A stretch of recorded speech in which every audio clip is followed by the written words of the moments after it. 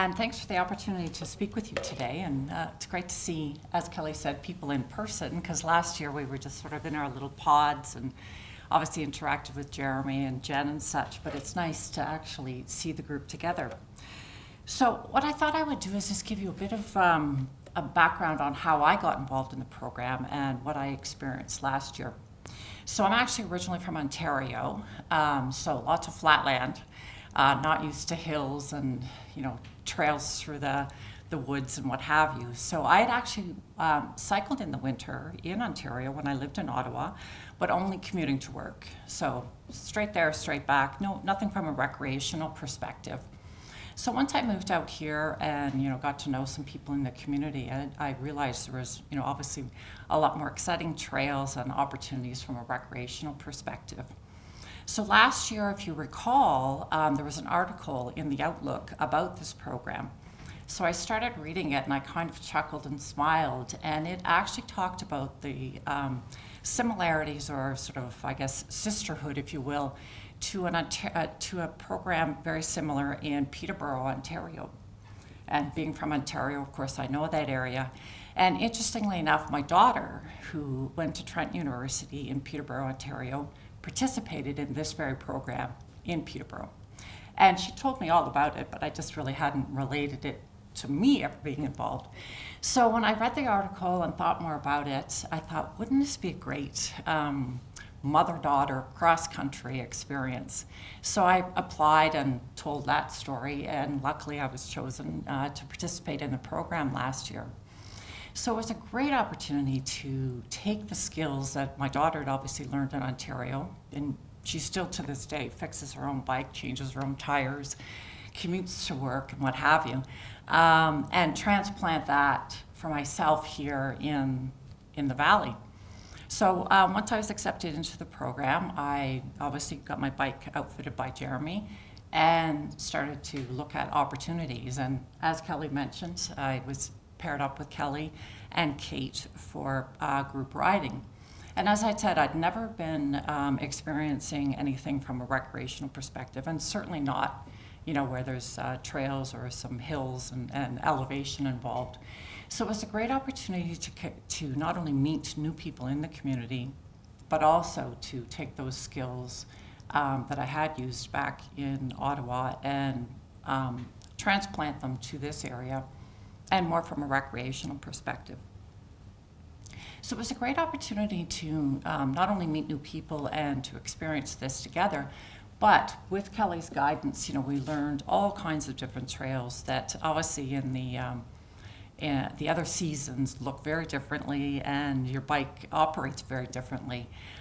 So to learn those skills and to be exposed to those trails, and it's just a fantastic scenario where you can get out and experience these different areas and learn over time with the tips and tricks of how to navigate and maneuver your bike, which obviously handles differently on those same trails that you would in the spring or summertime. And it lets you get out and learn those skills and expand your abilities and realize that, at any level, you can bike all year round. And I think that's the whole key, obviously, to the program, is to realize that you can take that and transform it to the winter season, whether it's commuting or recreational or a combination thereof. And I've always been the type, even back in Ontario, I would utilize my bike, if I was going for groceries or running an errand and such.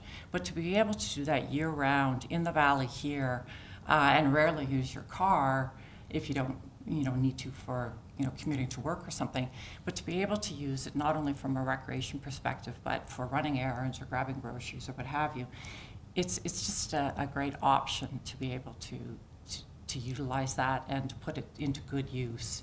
And as, Kelly and others will show later, there's, obviously ways to adapt to the environment regardless of what's going on outside. If you trust your bike and you're comfortable with your bike, then it doesn't matter what's happening in the weather. It's just a matter of dressing appropriately and adapting to whether it's snow or ice or a combination thereof.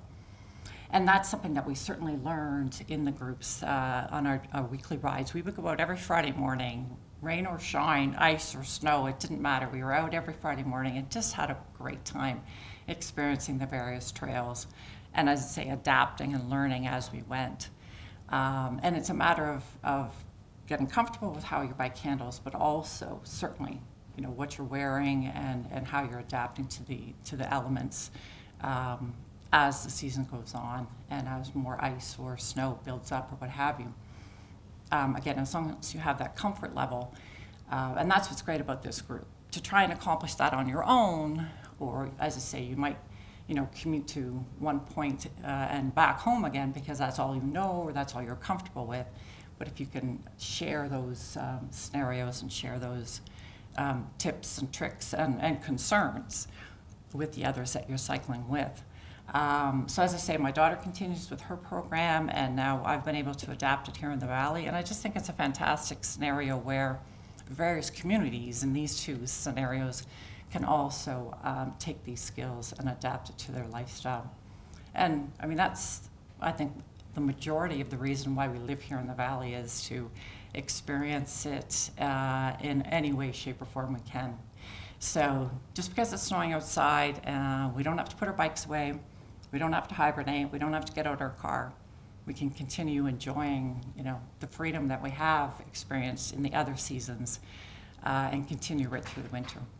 So happy to talk to people afterwards if they have any other questions or concerns and fill you in more on how I adapted that desire to bike all year here in the Valley.